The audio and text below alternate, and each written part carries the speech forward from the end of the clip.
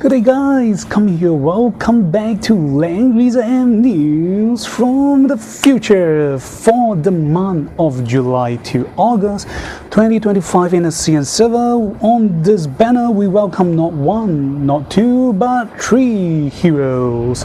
So on part 1 we'll be featuring, well, I'll just let the cat out of the bag. As you can see from picture right now, part 1 will be from the Langrisser Millennium WS Sharik.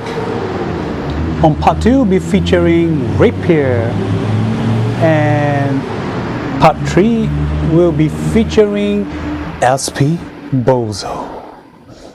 So alright, so let's check out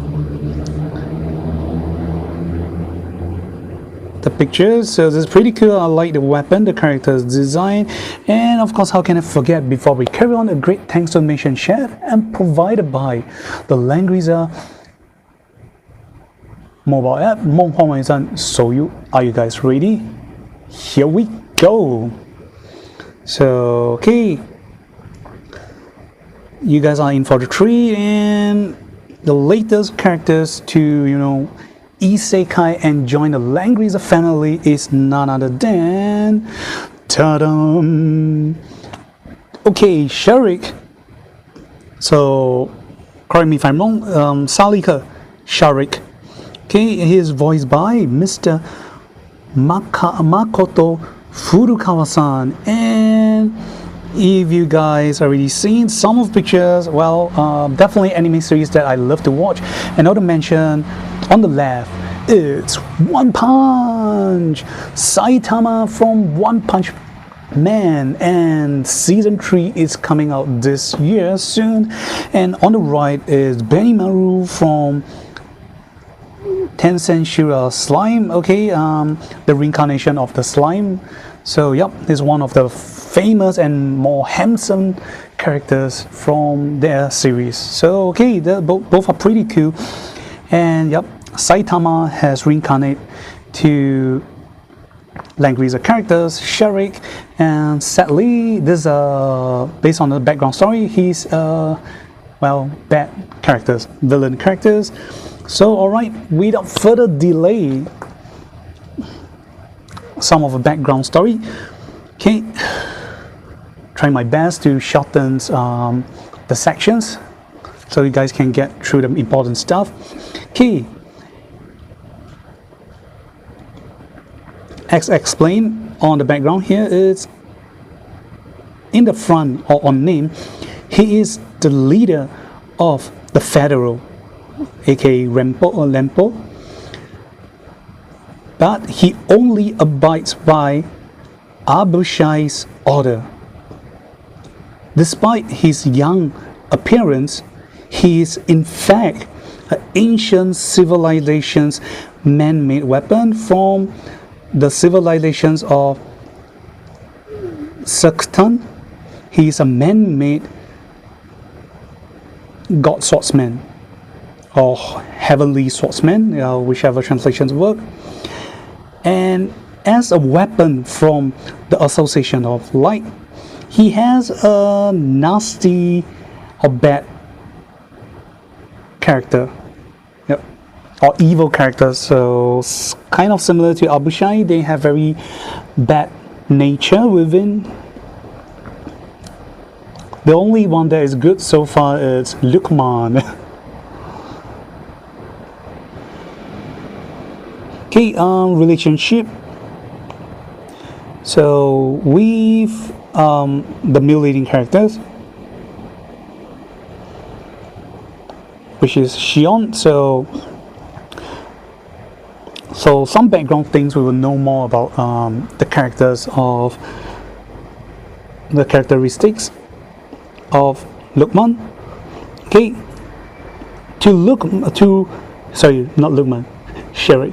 to Sharik, what important to him about the world is fun. His behavior pattern is, well, randomness.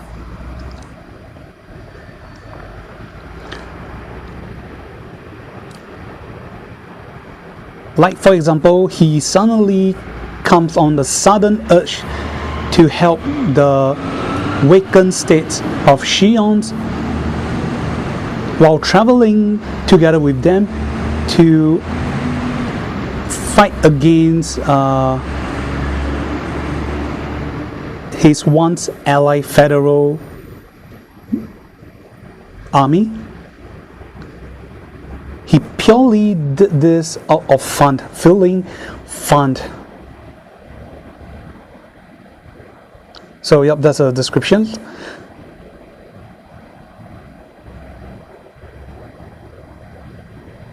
Sorry, aside from fun, I mean amusement or interesting. Sorry, not fun. So, as long as something that amuses him or interests him, he'll do it.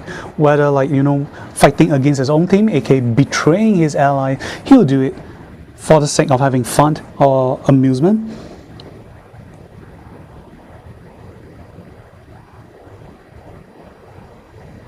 And this is something out of fun. A question. Well, young brother Shion, the final battle of the day where young brother Shion fighting with big brother Sam the day before his emotion is at the lowest peak.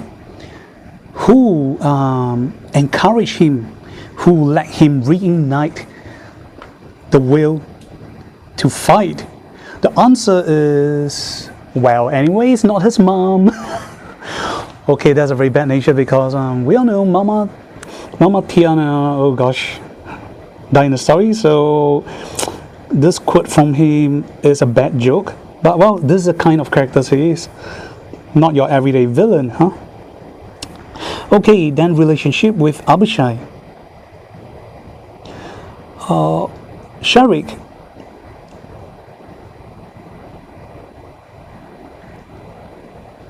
How do I say it?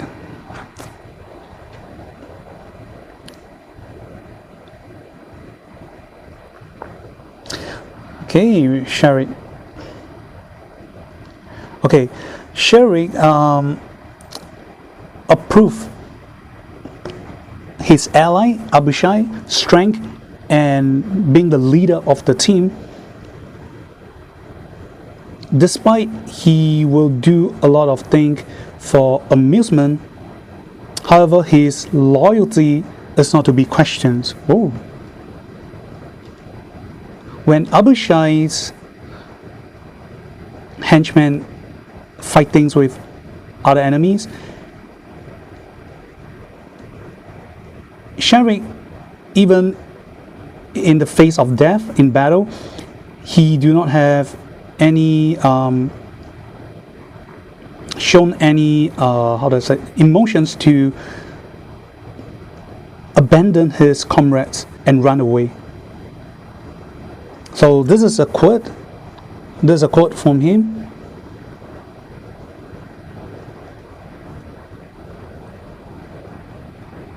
Okay, this is like talking about relationship. Well, I only gave, Abishai, I put a clown nose, a red clown nose on Abishai's nose, and this kiddo drag on to his sword and try to kill me and chase me across 3 streets. Oh my gosh, what a rough kid it is. So yeah, this is a kind of attitude as a loose. Of course, I can't mimic him. So it's very weird. I guess what I have described earlier might be wrong about him. For amusement, he will betray.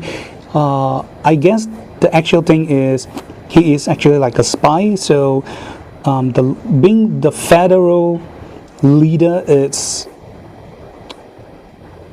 a spy's job. So this is not his actual loyalty to, so he can betray those people. But to his actual team or members, teammates that he have so-called approved and swore loyalty to, he will not dispose or abandon them even in the face of death. So yep, that pretty much describe him. So alright, and now we will hear his voice pack.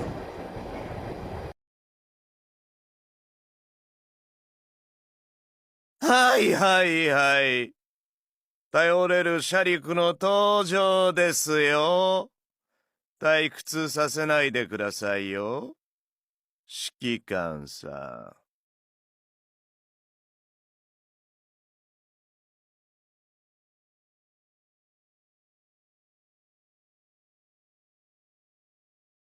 はいはいはい。頼れるシャリクの登場ですよ。退屈させないでくださいよ。指揮官さん。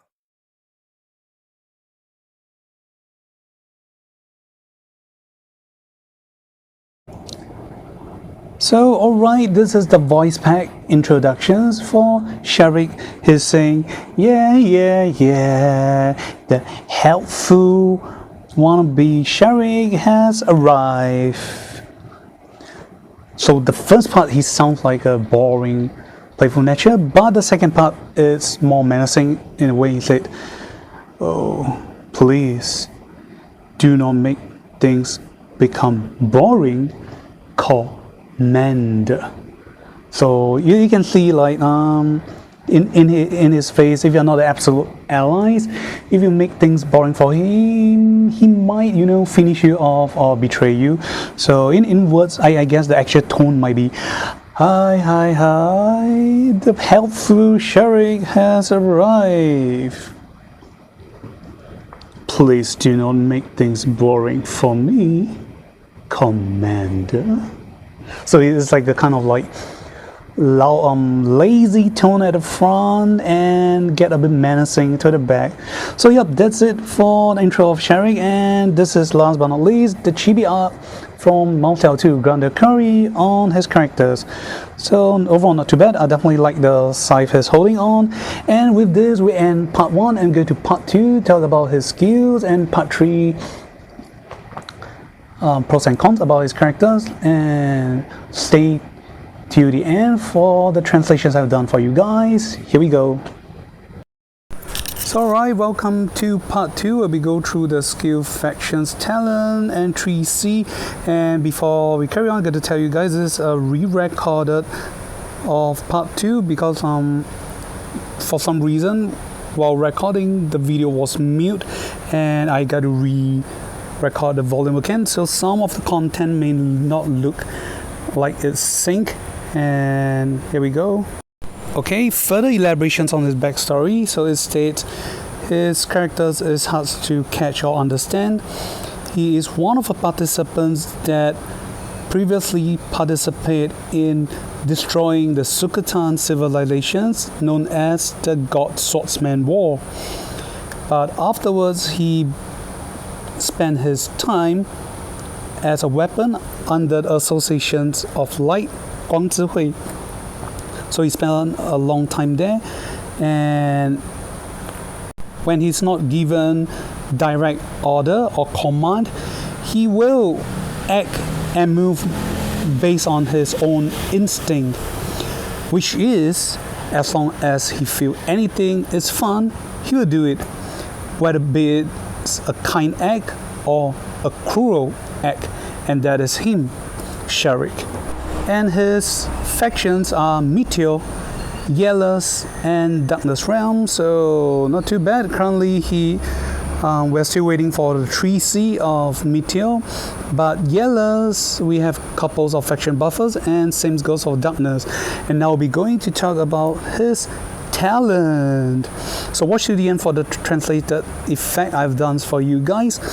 Hey guys, ready? 1, 2, 3. The talent loosely translated as laughter of pain or laughing in pain. The effect are as follow. Number 1, increase attack and crit rate by 25%. Number 2, unit is immune to close combat penalty. Number 3, after you initiate attack and deal damage, apply to damaged enemies debuff effect for 2 turns known as Pain of Laughter. We will call it POL for short. POL has the following effect. First, increase crit rate received by enemy by 20%. Second, after receiving damage, they will receive an additional fixed damage from the attacker based on the attacker's one-time attack.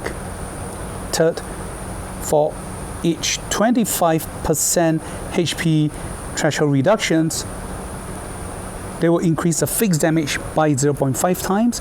The cap limit is 2 times increment. Last but not least, the effect cannot be dispelled. Okay, not too bad. It's pretty straightforward. Definitely there are pros and cons, but it's pretty cool.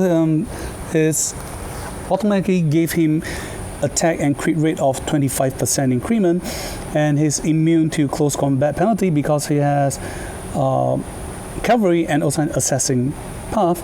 So this kind of shut down the downside in terms of attack. Then third is you apply this debuff effect to the enemy. So it's considered a debuff effect because it does not have the criteria of not able to be immune and cannot be dispelled. It only calls one, which is the effect cannot be dispelled. This is pretty cool. And not to mention the debuff effect is automatically allows him to gain to cause enemies to receive crit rate increased by 20%, and after receiving damage they will take an additional fixed damage based on Sharik's one-time attack.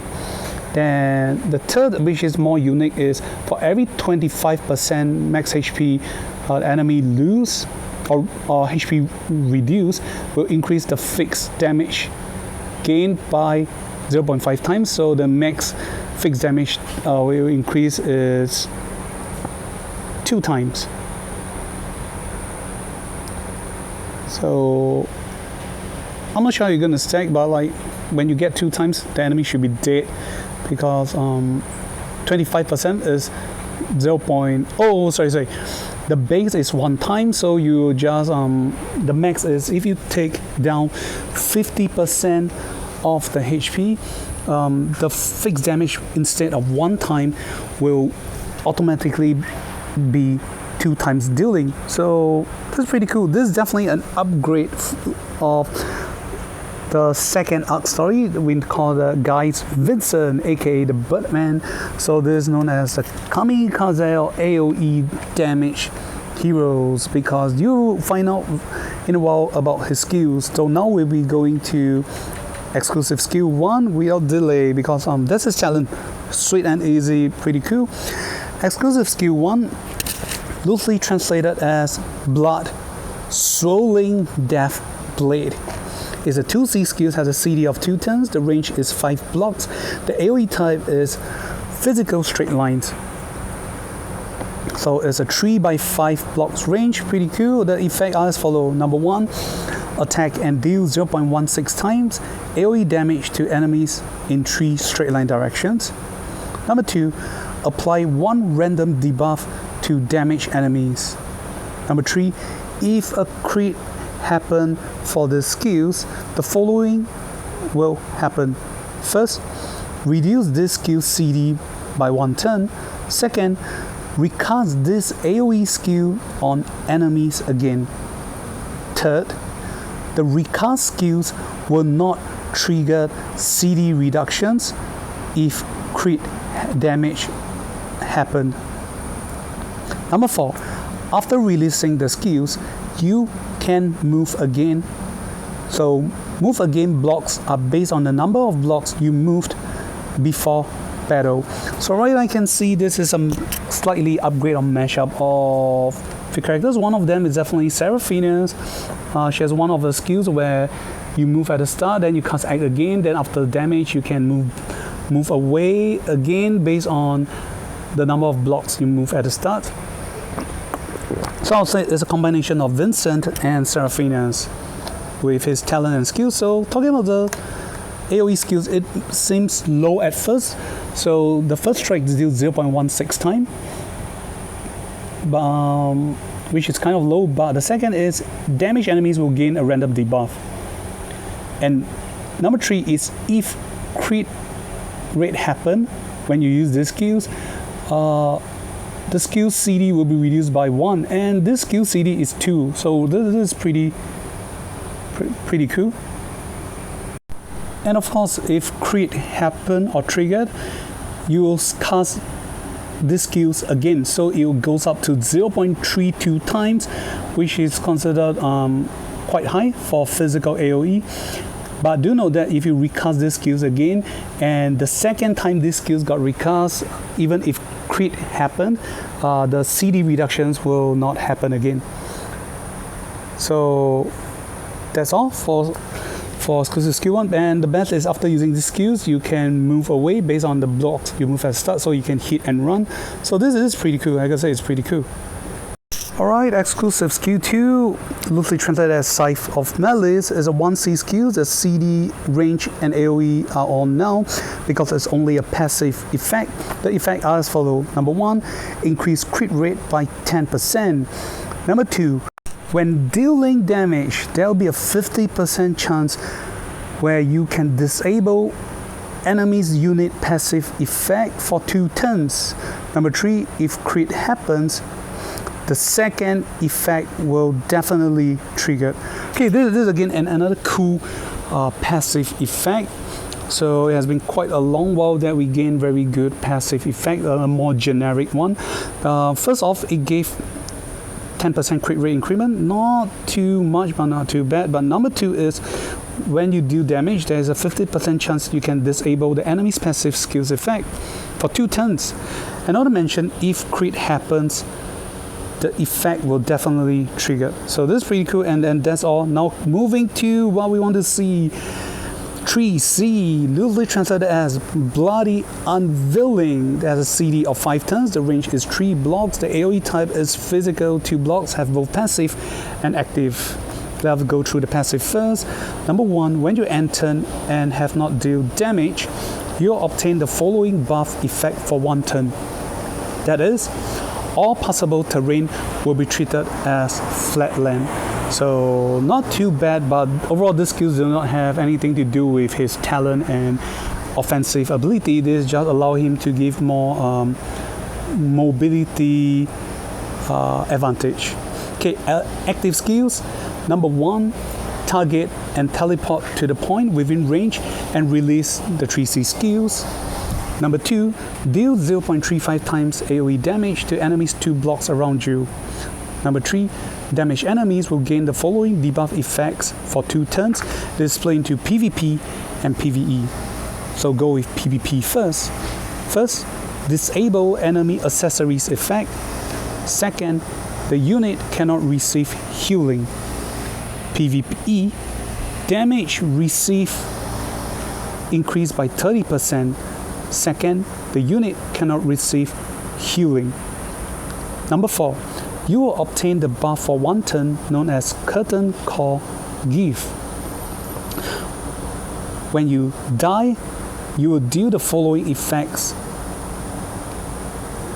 to enemies with Pain of Laughter from his talent, debuff effect, which is first, deal 0.25 times AoE damage to enemy once.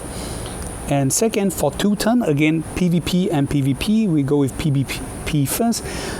Disable enemy's accessories effect, and second, the unit cannot receive healing effect. PvE, increase the enemy's damage received by 30%, and second, the unit cannot receive healing. Number 5, Curtain Call Gift effect cannot be immune nor dispel. So alright, the number 5 effect is not a buff or debuff, is considered effect because it cannot be immune nor dispel.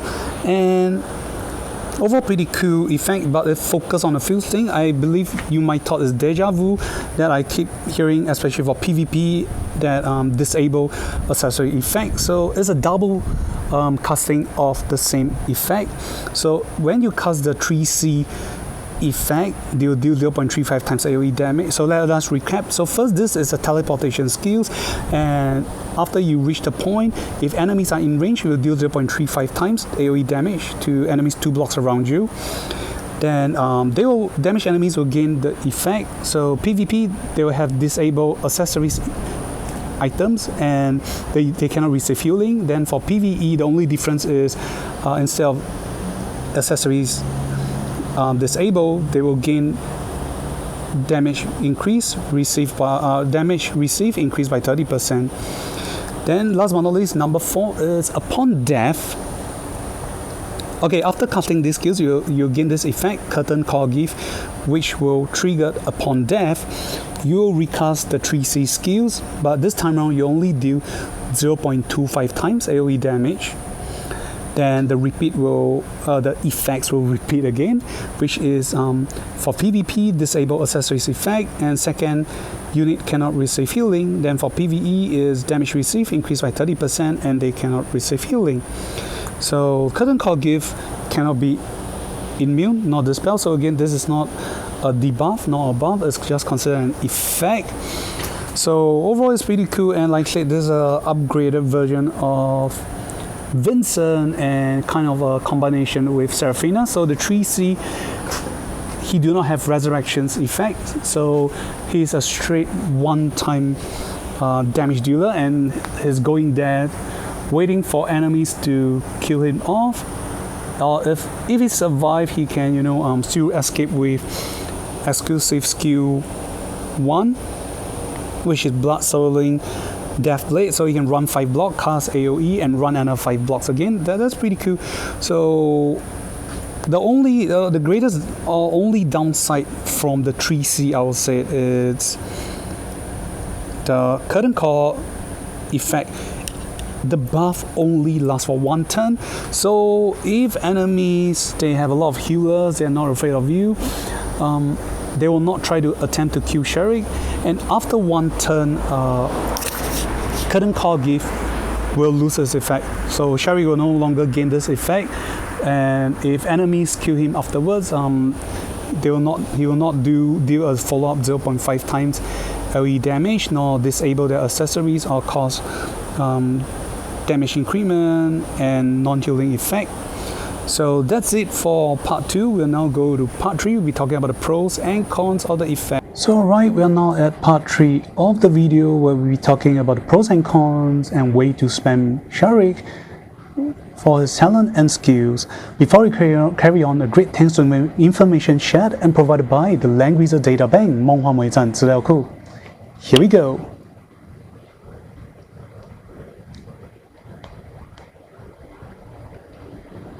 So alright, unlocking bond conditions. I guess Zilong has been quite nice nowadays. So currently you only need characters to unlock for defensive bonds. So offensive bond wise, it's okay to be mixed.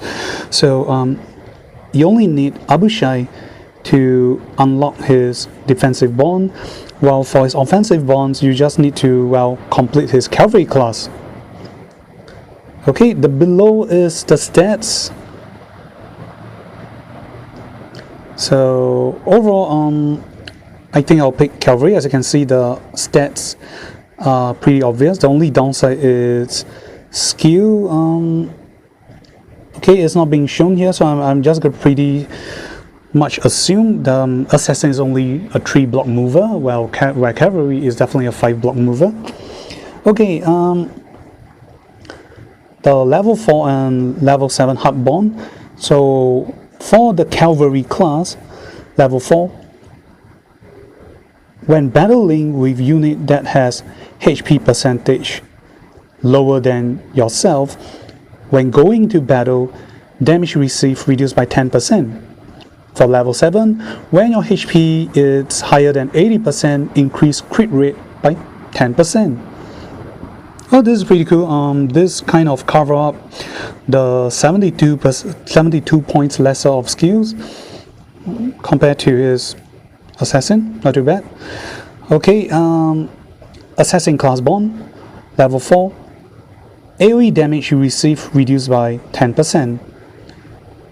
Level 7, when unit HP is at 100%, damage increased by 10%. Definitely not so good. nowadays it's pretty hard to stay at 100% HP after turn 1. There will be some mini debuff or skills around the map, so cavalry seems to be a better option for now.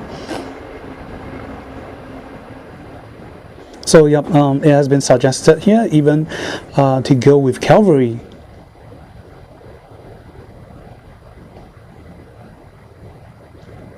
So pros and cons about Pain of Laughter, POL debuff written here. This effect cannot be dispelled, but it can be immune. So if enemies Liana already precast an immune effect, you will not gain it.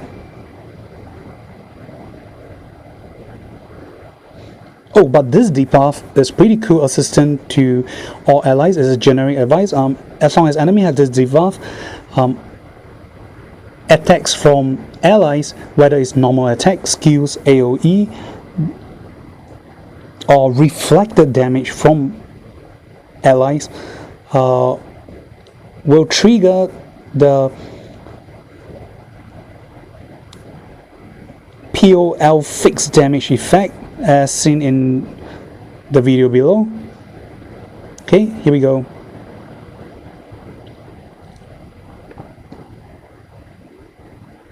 So you can see Leon's trying to attack Ilya, and he already has the debuff, so he attacks Ilya, she counter attack, and he still takes a fixed damage.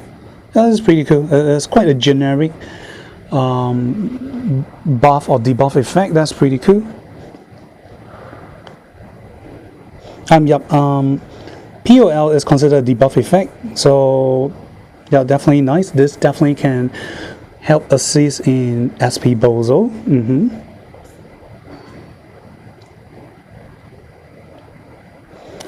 Then regarding the fixed damage increment, so for every 25% of their HP reduced, the fixed damage will increase by 0.5 times. The max will be increased to 2 times fixed damage. Then okay, there's the following skills Sharik has. Don't worry, we'll find out more during the actual play. So he has some decent single target attack, and well, AoE is from his exclusive skills and 3C.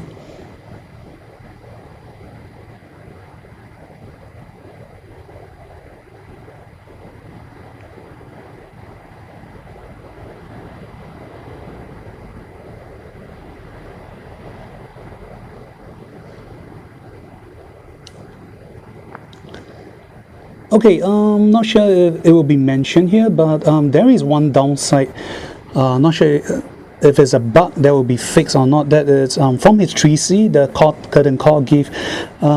It states when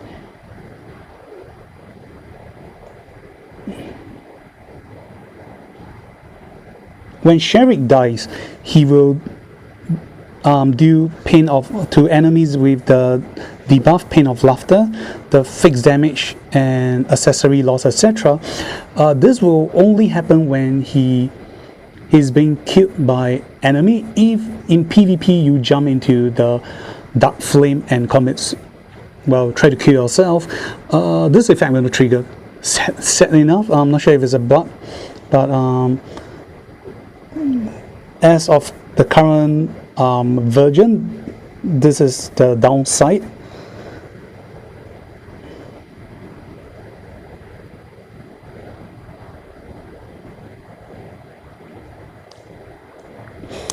And regarding the 3C effect of making accessories effect loss and not able to heal, there is a priority sequence. So the sequence in PvP, it's which should happen to PvE, which is first it will be accessories effect disable, followed by not able to heal, and followed by the talent Pain of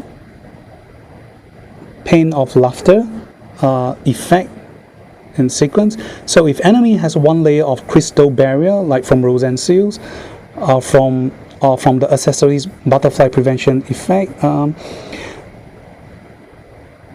the immunity that triggers will be prevention from disable accessories. So if enemy has a butterfly effect, the butterfly will be preventing itself from being disabled. So this is a sequence. We're not got too much about it.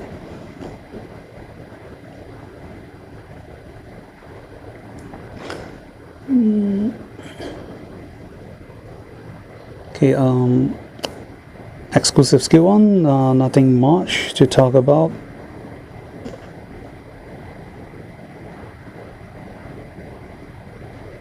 Okay, exclusive skill 2, Scythe of Malice, the 1C skills. There's something more interested. It says after dealing fixed damage, you will steal 1 buff and apply 1 debuff. This can combine with your talent's effect to interrupt enemy's play and benefit yourself.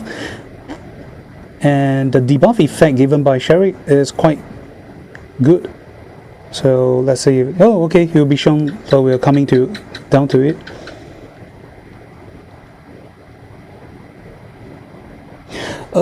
It's not explained here if fixed damage from items will help trigger. It did not state here, sadly. I hope it does. Okay, but the debuff effect currently that they have been tested and shown are as follow. So this is like a lower tier version of black hole effect again. So first is decrease attack intelligence by 20%. Second is damage received increased by 20%. Third, reduce magic defense 30%. Fourth, reduce physical defense 20%. Fifth, damage deal decreased by 20%. Sixth, when you end turn, you receive 20% fixed damage based on your max HP. Oh, okay, now it's mentioned here. So aside from fixed damage from Pain of Laughter, if Sharik brings any items that can trigger fixed damage, will trigger the buff stealing effect and apply the additional debuff effect as seen below. This is pretty cool.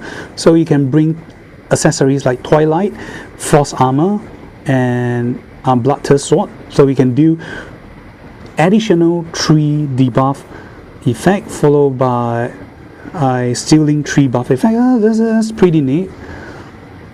Okay, so as you can see, Twilight followed by Frost Armor and Bloodthirst. So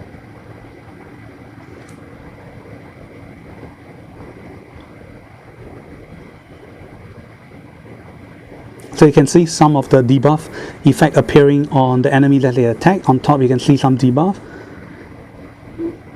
So this is definitely a great assistant to Bozo, because you can just sacrifice him and give a lot of debuff effect to enemy. This will assist in Bozo, which we will find out on part 3 of the video for the characters.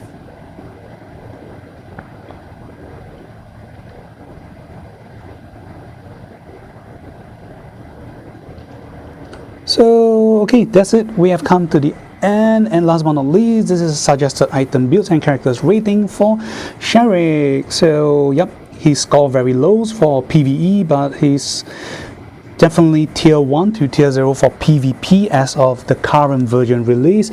Accessories suggested will be Full Moon followed by Breeze for mobility and Magic, well, for AoE damage. So on the left will be the item build. So Bloodthirst Sword is more for PvE because he need Balance Blade due to the cast range is pretty short. So if you want to fully damage everyone as much as possible, Balance Blade is still the suggested item. So you guys can see that's all.